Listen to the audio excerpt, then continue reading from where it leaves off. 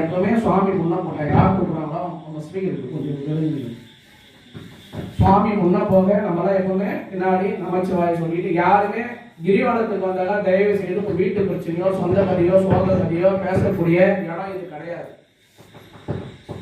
கிரிவலத்துக்கு வந்தா கையை ஆட்டிக்கிட்டு நடக்கக்கூடாது, செல்போன் பேசிக்கிட்டு நடக்கக்கூடாது, சொந்த கதை சோக கதை பாடக்கூடாது.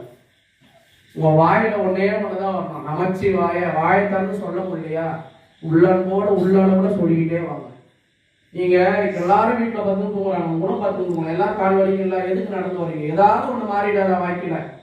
பிள்ளை கல்யாணம் ஆயிடாதா? வீட்டு மேல வாங்கிக்க முடியாது, ஒரு வீடு கட்ட முடியாதா? இடம் பிரச்சனை முடியாதா? கடன் தொல்லை தீராதா? ஏதோ ஒண்ணு நம்ம புள்ள நல்லா படிக்காதா? அதை விட பெருசா நோய் நொடி இல்லாம இருக்க மாட்டோமா பெருமானே? எதனா ஒண்ணு நினைச்சுதானே வரோம். அப்ப தீர்ணமா வேணாமா? எல்லாருக்கும் உள்ள அளவுல ஒரு வேதனை இருக்கும், அது எவ்வளவு பெரிய மன்னனா இருந்தாலும்.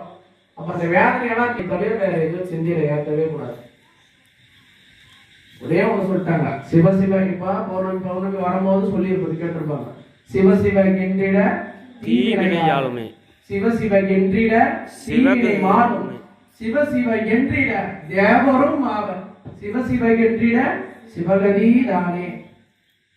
அப்ப அந்த சிவசிவ என்ற சொல்ல வார்த்தைக்கு அவ்வளவு மதிப்பு இது பாருங்க.